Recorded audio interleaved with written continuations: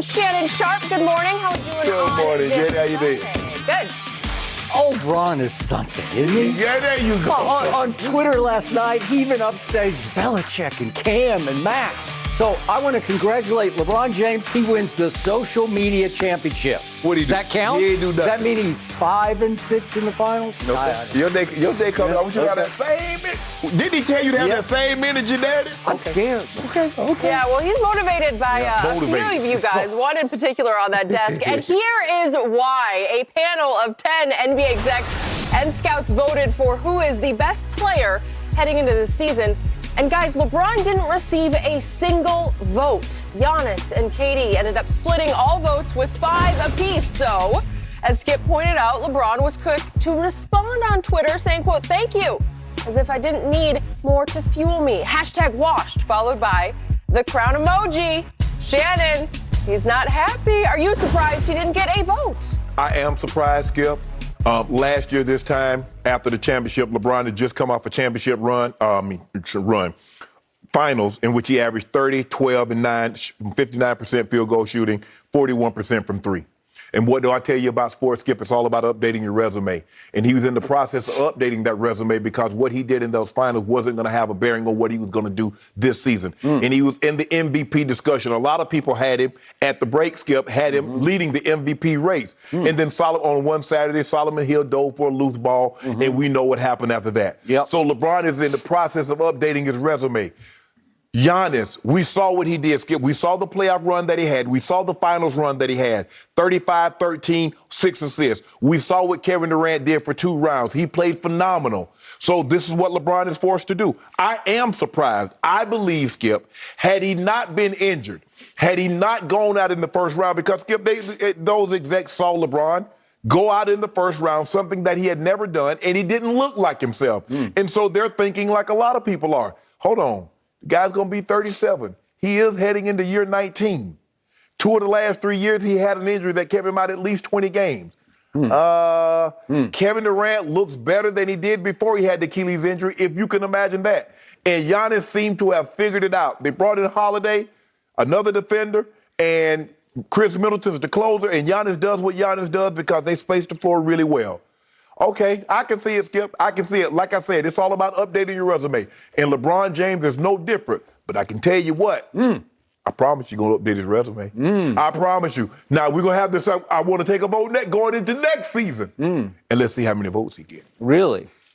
I'm going to leave it at that. I may or may not have spoken to him. So he's the first human in the history of this planet who actually gets younger by the year? No. No. But let me be honest. Before he injured his ankle, did he look like he was slowing down? It's a simple yes. I don't want to hear nothing about no three-point shot. I don't want to hear anything about free throws. Did he look like he was slowing down? Boy, his three-point shooting and free throw shooting was horrendously bad. See, there you go. Well, is that not true? 25, 8, and 8. Okay. My turn. So what I don't understand about your answer, you made some valid points, but your big picture takeaway is you're surprised. Yeah, I think How can you be surprised? He did not update his resume. No matter why it shook out the way it did, it shook out the wrong way, right? He fell apart down the stretch. He fell apart against Phoenix, and he fell apart, or was he injured? Okay, well, you say it was, but he turned his ankle thanks to Solomon Hill, who tried to pull his punch and sort of flinched away. And I don't know, LeBron even stayed in the game and made a 3 and trotted up the floor. And the next thing I know, he's gone for like 2 months. Well, Kawhi stayed in the game and made a free throw and played defense. Okay, well, I was convinced that because LeBron was at an advanced stage and age of his career, that they just said, just shut it down and be ready to go for the playoff run. And then that wasn't the case, though. Okay. Well, he wasn't ready to go because when he lost AD in the playoffs, he wasn't able to save the day by himself. Try to remind you about KD. When he lost James Harden and Kyrie, he wasn't able to save the day. He made one of the great playoff shots ever. We'll get to that in just a moment. So let's just look at the facts of last season for LeBron James. Did he update his resume? Because during the regular season, LeBron James averaged 25. 25 points a game. That's the second worst of his career since his rookie year. That's the lowest average of his career. Well, that's not really updating your resume.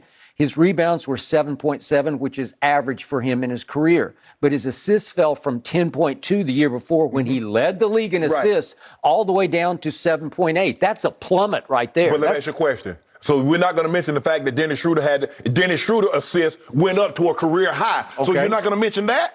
Okay, but what do I always say about LeBron James? He's the best passer in basketball to this day. He has the highest IQ in basketball to this day. Yes. Even at his advanced age and stage, he's still the best in those two categories. Right. Well, shouldn't he have a shot at leading the league in assists again? Isn't that what he does the best? But let me ask you a question. Skip, it's kind of like Mike Evans. Mike Evans is one of the best receivers in football. But did his numbers take a step back? Of course they did. Because why? Tom Brady sped the ball around. Chris Godwin got catches.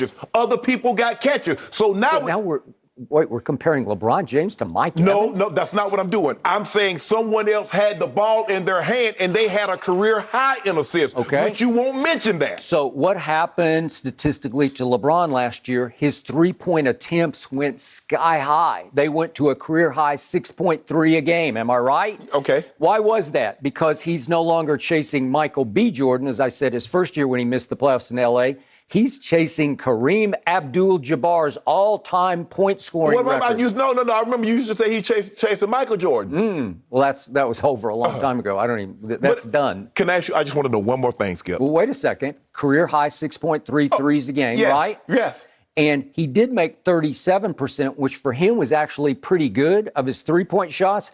But it's actually pretty bad in the NBA because that ranked 110th out of 156 qualified three-point shooters. Is that good? Well, that's way, way, way below average. So he's jacking up more threes, making not enough for the benefit of his team. So he's actually hurting his team from the three-point line. How many times did Jordan in his career shoot at least 37% from the three? They didn't even emphasize the three. But it don't matter if they emphasized, but they had dominated the league. He won 10 scoring titles to LeBron's 1. Kind of like Yikes. Kind of like LeBron. And then finally, we finish off his stats last year was 69.8% from the free throw line. Okay. That is abominably bad for a player of his magnitude. Was that better or worse than Giannis? And by the way, I don't care. We're not talking about Giannis. We're talking about LeBron. You said you were surprised he didn't get votes. Hold on. Time out. I haven't finished on the free throw shooting because you have no counter to this argument.